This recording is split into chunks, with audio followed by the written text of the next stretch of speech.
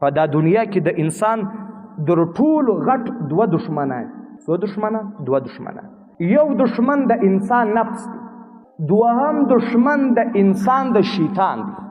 دغه دوه دشمنان دي د انسان، یو نفس، دوهم شیطان. اوس په دا باندې سر خلاص کړي د شیطان کار چشتي، د نفس کار چشتي. د نفس کار دا دی، ګوره د دا مسجد ته ووتلې، زنانه په مخه درغله، سترګې دې ټیټې کړې، سترګې دې کښته کړې، نفس درته وایي زنانې ته وګوره. او تاسې معلومه ده قرآن کې الله فرمایي ای محمد صلی الله علیه وسلم نارینهو ته ووایه د ښځینهو څخه خپلې سترګې کښته کړي، ټیټې کړي، یعنې ښځینهو ته مه ګورئ. بیا الله حکم کوي و ای محمد صلی الله علیه وسلم زنانو ته اوس ووایه چې تاسو به د نارینهو څخه سترګې ټیټې کړي، سترګې ورڅخه کښته کړي. نو اوس دا خو ښه در معلومه ده چې زنانه په مخه درغلل د الله حکم دی، ګناه ده، نه به ورته ګوري.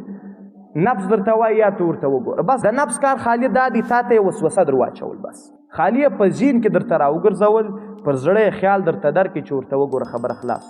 اوس دلته شیطان ورله راځي چې نفس ته کښېنه، ستا کار خلاص، اوس زما کار دی. نور څه ورته وایي؟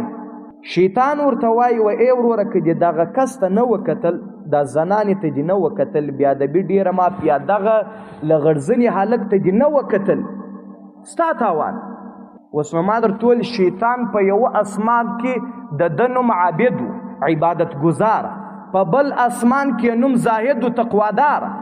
شیطان خورا کم دلایل یې زده دي، ستا سره دلایل وایي، دی درته وایي که دې نه ورته وکتل، که دې نظر نه پر ولګوي، په دا کې ستا تاوان. اوس نو ته دلیل سره شروع کوي چې زما کوم تاوان دی. دی درته وایي دا دې تاوان دی، خواهشات به پوره کې، لذت به حاصله کې، خوند به حاصله کې، خبره خلاصه شوه. شیطان دا درته وایي که دې دا کار نه کوي در سره، خوند به نه کې حاصله، خواهشات به نه کې در سره، بیا د بي ډېره ما بیا به د خپل لاس په ذریعه باندې ځان انځالې. نو در دا خو ښه دی چې د دې سره زنا وکړي، در دا خو ښه دی چې د ده سره لیواتت وکړي، خبره خلاصه شوه. شیطان دا ګناه دی درته ښایسته کړي. یو بزرګ له د شیطان سره د دلایلو پر برابر باندې مقابله راله.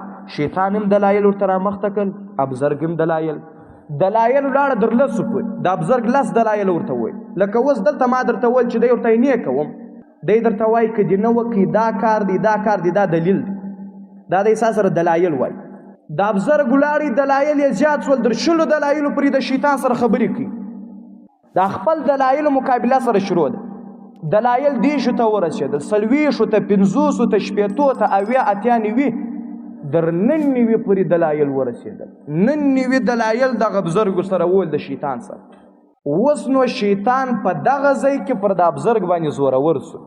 د بزرګ دلایل خلاص ولا شیطان دلایل پر قوي سو، پر مضبوطه سو. ما درته وویل شیطان خو هر رقم جال د شیطان سره ورڅخه، هر رقم چلبازي یې زده ده چې یو رقم خبره ولراوي دی، بل رقم خبره درته رامخته. نو هغه بزرګ 99 دلایل ورته وویل.